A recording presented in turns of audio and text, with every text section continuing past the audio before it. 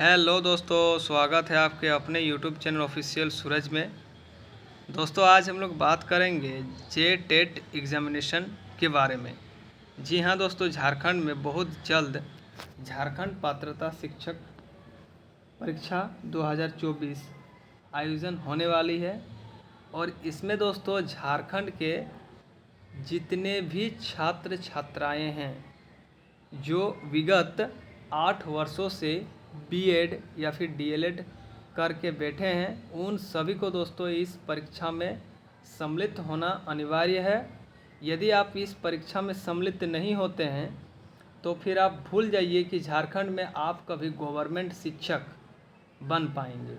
जिस तरह दोस्तों केंद्र में सीटेट होता है, उसी तरह राज्य में आपका जेटेट होता है झारखंड में, ठीक है ना। तो यदि राज्य में आपको नौकरी लेना है तो आपको झारखंड शिक्षक पात्रता परीक्षा, इसका इंग्लिश में इसको हम लोग बोलते हैं झारखंड टीचर्स एलिजिबिलिटी टेस्ट, यानी कि झारखंड शिक्षक पात्रता परीक्षा। इसमें आपको भाग लेना अनिवार्य है, तभी आप शिक्षक बन पाएंगे। तो दोस्तों आज हम लोग बात करेंगे जेटेट परीक्षा का संपूर्ण नियमावली को, जो दोस्तों झारखंड सरकार स्कूली शिक्षा एवं साक्षरता विभाग द्वारा जारी किया गया है। दोस्तों यह जो नियमावली है ये बहुत पहले आउट हो चुका था, लेकिन मैं इसका साफ पीडीएफ खोज रहा था। लेकिन दोस्तों एक्चुअल में क्या हुआ है ना, इसका ऑफिशियल वेबसाइट में यही आप पीडीएफ वहाँ पर अवेलेबल है इसी तरीके का।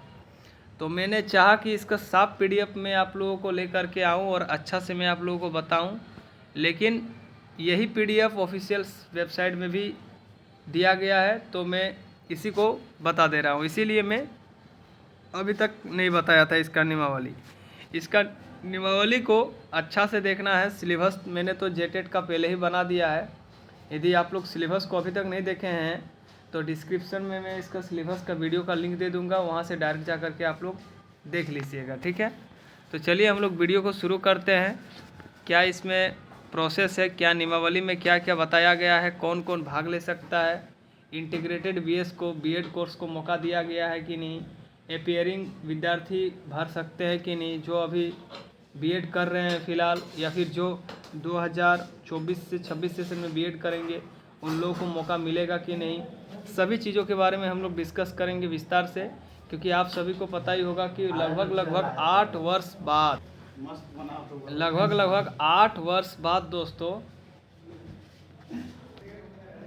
झारखंड में जेटेट परीक्षा का आयोजन किया जा रहा है। तो चलिए हम लोग संपूर्ण पीडीएफ को ध्यान से देख लेते हैं। पूरा शुरू से लेकर के अंतिम तक देखिएगा। नियमावली में क्या क्या चीज़ है, जो इम्पोर्टेंट इसमें टॉपिक है, जो इम्पोर्टेंट बिंदु है, पॉइंट्स है, सिर्फ उसी के बारे में मैं जिक्र करूँगा। ज़्यादा टॉपिक को पढ़ के मैं नहीं बताऊँगा, ठीक है। यदि बोलने में कहीं पर भी मिस्टेक हो जाए तो फिर माफ़ कर दीजिएगा, ठीक है। चलिए वीडियो को शुरू करते हैं। जैसे कि यहाँ पर लिखा हुआ है, झारखंड सरकार स्कूली शिक्षा साक्षरता विभाग प्राथमिक शिक्षा निदेशालय अधिसूचना, ठीक है। देख सकते हैं ये 15 जून 2024 को ही आउट हो गया था दोस्तों, ठीक है। देख सकते हैं विज्ञापन संख्या इतना में, ठीक है। निःशुल्क और अनिवार्य बाल शिक्षा अधिकार अधिनियम 2009 की धारा 38 के द्वारा प्रदत्त, ठीक है, शक्तियों का प्रयोग करते हुए झारखंड राज्यपाल एतद द्वारा झारखंड राज्य की स्कूली शिक्षा विभाग प्राथमिक शिक्षा निदेशालय के अधीन झारखंड शिक्षक पात्रता परीक्षा हेतु गठित झारखंड शिक्षक पात्रता परीक्षा नियमावली 2019 यथा संशोधित तथा झारखंड शिक्षक पात्रता परीक्षा संशोधित नियमावली 2022 में निम्नांकित संशोधन करते हैं। बहुत सारा संशोधन किया गया है नियमावली में। क्या क्या संशोधन किया गया है, चलिए आइए हम लोग देख लेते हैं। नंबर 1, संक्षिप्त नाम विस्तार और प्रारंभ। यह नियमावली झारखंड शिक्षक पात्रता परीक्षा द्वितीय संशोधन नियमावली 2024 कही जाएगी। 2022 में लास्ट अपडेट हुआ था नियमावली में, अब 2024 में अपडेट हुआ है और बहुत सारा चीज़ संशोधन भी हुआ है, ठीक है। इसका विस्तार संपूर्ण झारखंड राज्य में होगा। पूरे झारखंड के 24 जिलों में इसका विस्तार होगा, ठीक है। यह नियमावली अधिसूचना निर्गत होने की तिथि में प्रयुक्त होगी। दूसरा नंबर में बताया गया है झारखंड शिक्षक पात्रता नियमावली 2019 यथा संशोधित के अध्याय 1 के नियम 2(9)। ठीक है, इसके बाद यहाँ पर और क्या चीज़ बताया गया है। आर्थिक रूप से पिछड़ा वर्ग से तात्पर्य है कि झारखंड सरकार द्वारा आर्थिक रूप से पिछड़ा वर्ग के रूप में निर्दिष्ट एवं अधिसूचित वर्ग समूह को निम्नवत प्रतिस्थापित किया जाता है। ठीक है, आर्थिक रूप से कमजोर नागरिकों को वर्ग से तात्पर्य झारखंड सरकार द्वारा आर्थिक रूप से कमजोर नागरिकों को वर्ग के रूप में निर्दिष्ट एवं अधिसूचित वर्ग समूह किया जाता है। ठीक है, इसके बाद देखिए यहाँ पर जो मेन टॉपिक है उसके बारे में आइए हम लोग पढ़ते हैं। यहाँ पर देखिए एक अच्छा चीज़ दिया गया है, आइए इसको हम लोग पढ़ लेते हैं। विशेष प्रशिक्षित सहायक आचार्य। ठीक है, भारतीय पुनर्वास परिषद द्वारा मान्यता प्राप्त संस्थानों से निर्धारित योग्यता के अनुसार विशेष शिक्षा व्यक्ति को प्रारंभिक विद्यालय के दिव्यांग विद्यार्थियों को शिक्षण कार्य करते हो, यानी कि जो PWD के विद्यार्थी हैं वो भी टीचर बन सकते हैं। ठीक है, झारखंड शिक्षक पात्रता परीक्षा नियमावली 2019 यथा संशोधित के अध्याय के नियम इतना में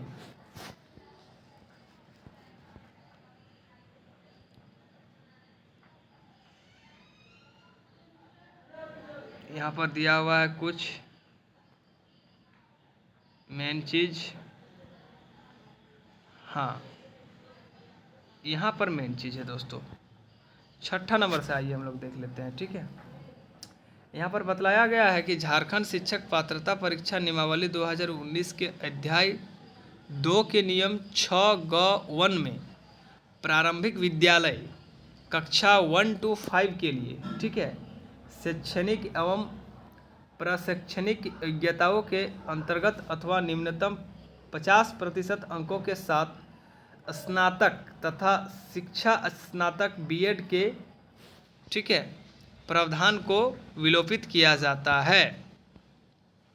1 to 5 के लिए B.Ed छात्र भी अप्लाई कर पाएंगे, स्नातक जो B.Ed होते हैं वो भी अप्लाई कर पाएंगे। मिनिमम 50% अंक होना चाहिए। ठीक है, 1 to 5 के लिए भी अप्लाई कर पाएंगे।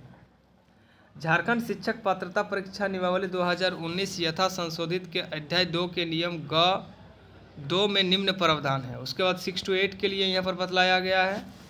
उच्च प्राथमिक विद्यालय कक्षा 6 to 8 के लिए स्नातक अथवा उसके समकक्ष यानी कि उससे अधिक और प्रारंभिक शिक्षा सशस्त्र में द्विवर्षीय डिप्लोमा यानी कि DLED जिसको बोलते हैं, चाहे जिस किसी नाम से जाना जाता हो, अथवा निम्नतम 50% अंकों के साथ स्नातक अथवा इसके समकक्ष एवं शिक्षा शास्त्र में 1 वर्षीय स्नातक B.Ed यानी कि जो 1 साल का B.Ed किया है वो लोग भी, जो दिनांक 31/5/2009 के बाद उपरोक्त प्रशिक्षण सत्र में सम्मिलित हुए हो, मतलब जो 2009 के बाद जो 1 साल का B.Ed किया है वो भी भर सकता है, अथवा निम्नतम 45% अंकों के साथ स्नातक अथवा इसके समकक्ष एवं शिक्षा शास्त्र में 1 वर्षीय स्नातक B.Ed जो इस संबंध में समय समय पर जारी किए राष्ट्रीय अध्यापक शिक्षा परिषद मान्यता मापदंड तथा क्रिया विधि विनियमों के अनुसार प्राप्त किया हो, जो दिनांक 31/5/2019 तक उपरोक्त प्रशिक्षण सत्र में सम्मिलित हो चुके हो, अथवा निम्नतम 50% अंकों के साथ उच्चतर माध्यमिक अथवा इसके समकक्ष एवं 4 वर्षीय प्रारंभिक शिक्षा शास्त्र में स्नातक B.LED जो B.LED किए हैं 4 वर्षीय वो भी भर पाएंगे, अथवा निम्नतम 50% अंकों के साथ उच्चतर माध्यमिक या इसके समकक्ष एवं 4 वर्षीय B.SC.ED या B.ED B.SC.ED ये भी भर पाएंगे। ठीक है, निम्नतम 50, फिर एक चीज़ दिया है अथवा में निम्नतम 50% अंकों के साथ स्नातक अथवा इसके समकक्ष तथा 1 वर्षीय B.Ed विशेष शिक्षा, जो 1 वर्षीय B.Ed किए हैं वो भी भर पाएंगे, जो 4 वर्षीय B.Ed किए हैं इंटीग्रेटेड कोर्सेज में वो भी भर पाएंगे, जिनका 2 वर्ष का B.Ed है वो भी भर पाएंगे, जिनका 2 वर्ष का डिप्लोमा DLED है वो भी भर पाएंगे। ठीक है, इसके बाद यहाँ पर और एक चीज़ बताया गया है को निम्नवत प्रतिस्थापित किया जाता है। उच्च प्राथमिक शिक्षा कक्षा 6 to 8 के लिए स्नातक अथवा इसके समकक्ष और प्रारंभिक शिक्षा संस्थान में द्विवर्षीय डिप्लोमा चाहे जिस किसी नाम से हो। ठीक है, ये शायद मैंने बताया दोस्तों। ठीक है, माफ़ी चाहूँगा, रिपीट हो गया। इसके बाद झारखंड शिक्षक पात्रता परीक्षा नियमावली 2019 यथा संशोधित के अध्याय 1 के नियम ग के परंतु निम्न प्रावधान हैं। गणित एवं विज्ञान के लिए यहाँ पर दिया गया है, जो गणित एवं विज्ञान के सब्जेक्ट के टीचर हैं उनके लिए क्या क्या दिया गया है जान लीजिए। ठीक है, बताया गया कि स्नातक यानी कि ग्रेजुएशन में जिनका विज्ञान है प्रतिष्ठा के रूप में है, जिनका ऑनर्स पेपर है विज्ञान के रूप में निम्नांकित विषय में किसी एक विषय एवं सहायक विषय के रूप में निम्नलिखित विषयों में से कोई 2 विषय के साथ स्नातक उत्तीर्ण होना चाहिए। ठीक है, जिनका विज्ञान है वो कोई 2 सब्जेक्ट के साथ उत्तीर्ण होना चाहिए और किसी और एक अलग जी विषय होना चाहिए, जेनेरिक इलेक्टिव, गणित, भौतिकी, रसायन शास्त्र, वनस्पति विज्ञान या फिर जीव विज्ञान होना चाहिए ग्रेजुएशन में। ठीक है, फिर यहाँ पर है को निम्नलिखित प्रतिस्थापित किया जाता है। गणित एवं विज्ञान शिक्षक के लिए यहाँ पर दिया गया है। चलिए गणित एवं विज्ञान शिक्षक के बारे में आइए हम लोग देख लेते हैं। यहाँ पर बताया गया है कि विश्वविद्यालय अनुदान आयोग डिग्रियों का विनिर्देशन, ठीक है, के संबंध में जारी अधिसूचना मार्च 2024 एवं इसके उपरांत में अधिसूचित विज्ञान, अभियांत्रिक, प्रौद्योगिकी, कृषि तथा गणित के विषय में किसी एक में निम्नतम 3 वर्षीय स्नातक उत्तीर्ण योग्यता धारित करते हो तथा 10+2 उच्चतर माध्यमिक गणित, भौतिकी, रसायन शास्त्र, वनस्पति विज्ञान एवं जीव विज्ञान में से, ठीक है, कम से कम 2 विषय के साथ उत्तीर्ण हो। इसके बाद यहाँ पर बतलाया गया है कि झारखंड शिक्षक पात्रता परीक्षा नियमावली 2019 यथा संशोधित के अध्याय 1 के नियम ग के परंतु 200 यथा संशोधित नियमावली 2022 के 2(1) में निम्न प्रावधान है। सामाजिक विज्ञान शिक्षक के लिए यहाँ पर दिया गया है, देख लीजिए। ठीक है, यहाँ पर बताया गया है कि यदि स्नातक कला में यानी कि आर्ट्स में प्रतिष्ठा के रूप में, उस साइंस वाले के लिए बात बताया, विज्ञान गणित के लिए प्रतिष्ठा के रूप में निम्नलिखित विषय में से किसी एक विषय सहायक विषय के रूप में निम्नलिखित विषयों में से कोई 2 विषय के साथ उत्तीर्ण होना चाहिए, यानी कि 2 जेनिक पेपर होना चाहिए ग्रेजुएशन में ऑनर्स के साथ। ठीक है, इतिहास, भूगोल, राजनीतिक शास्त्र, अर्थशास्त्र, समाजशास्त्र, लेखा शास्त्र या फिर व्यापार अध्ययन। इसके बाद यहाँ पर है सामाजिक विज्ञान शिक्षक के लिए बताया गया है कि विश्वविद्यालय अनुदान आयोग डिग्रियों का विनिर्देशन के संबंध में जारी अधिसूचना मार्च 2024 एवं उसके उपरांत में अधिसूचित कला, मानविकी, सामाजिक विज्ञान, वाणिज्य, प्रबंधन विषय में निम्नतम 3 वर्षीय स्नातक उत्तीर्ण योग्यता धारित हो, यानी कि 3 साल का कम से कम ग्रेजुएशन होना चाहिए। इसके बाद यहाँ पर झारखंड शिक्षक पात्रता परीक्षा नियमावली 2019 यथा संशोधित के अध्याय 1 के नियम ग के परंतु 3 में निम्न प्रावधान है।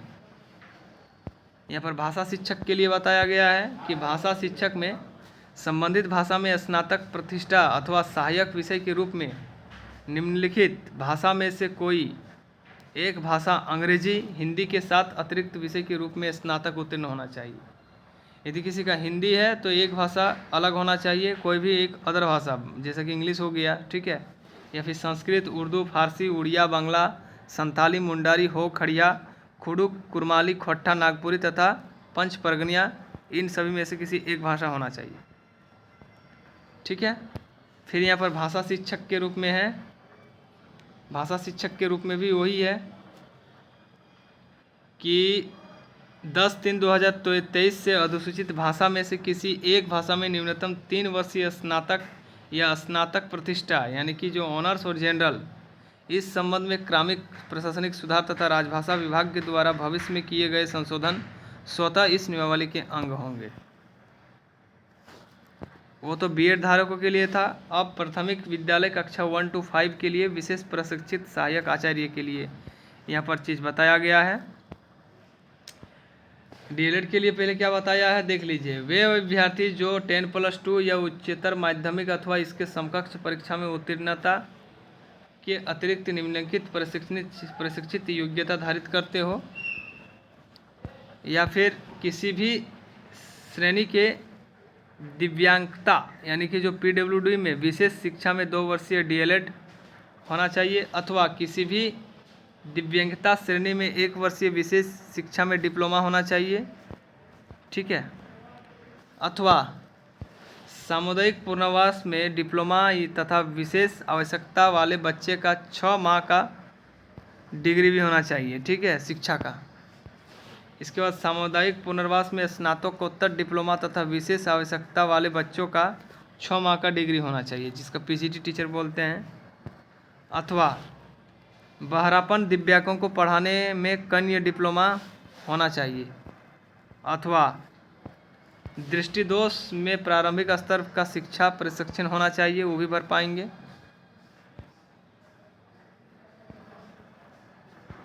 इसके बाद उच्च शिक्षा के लिए 6 to 8 फिर आ गया। उच्च शिक्षा प्राथमिक शिक्षा 6 to 8 के लिए विशेष प्रशिक्षित सहायक आचार्य नियमावली के नियम 6(ग)(2) में वर्णित शैक्षणिक योग्यता 50% अंकों के साथ स्नातक अथवा समकक्ष उत्तीर्णता में निम्नांकित प्रशिक्षण योग्यता पूर्ण करने वाले विद्यार्थी होना चाहिए, ठीक है। ये इंग्लिश में बताया गया है जो मैंने आपको ऊपर में बताया, बाकी वही चीज़ है। फिर यहाँ पर एक चीज़ बताया गया है कि राज्य में अंग्रेजी को अनिवार्य विषय के रूप में विभागीय संकल्प आदेश द्वारा कक्षा 1 to 5 तथा अनिवार्य किया गया है। अंग्रेजी को अनिवार्य कर दिया गया है 1 to 5 के लिए।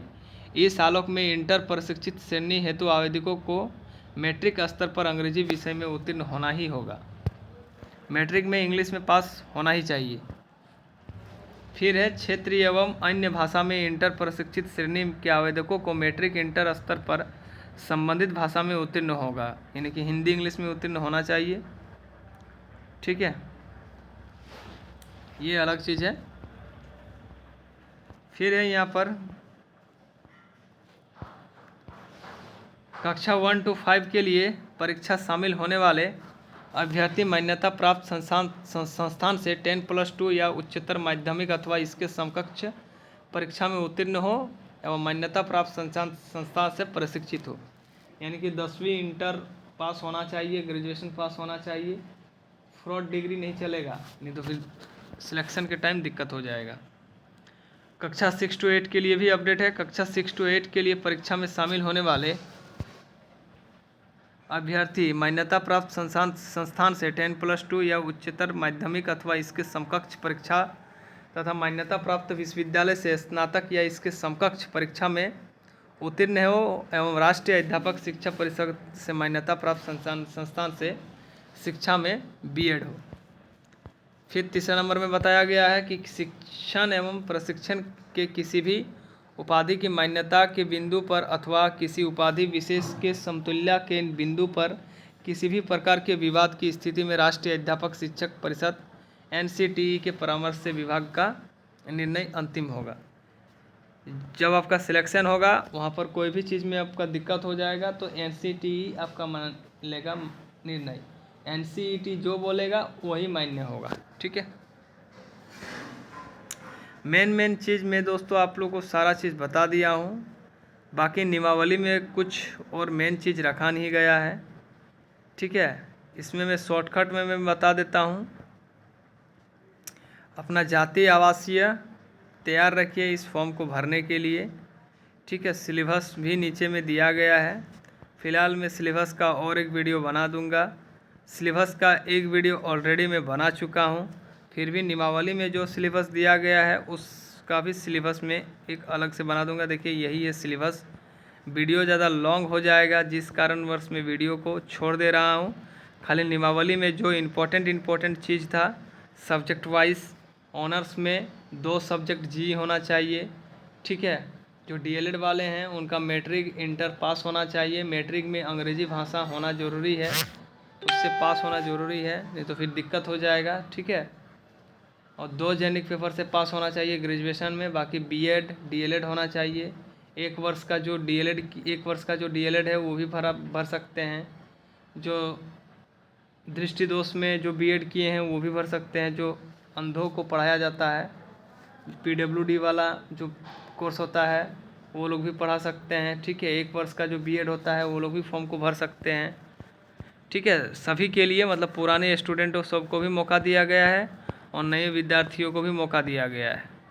अब इसमें एक चीज़ मेन है कि जो अपेयरिंग वाले विद्यार्थी हैं वो भी भर पाएंगे। ठीक है, सुनने में आ रहा है। ठीक है, अब वो फॉर्म जब आएगा, इसका पूरा जब फॉर्म भरने का जो नोटिफिकेशन आएगा उसमें दोस्तों वो चीज़ उल्लेख किया जाएगा।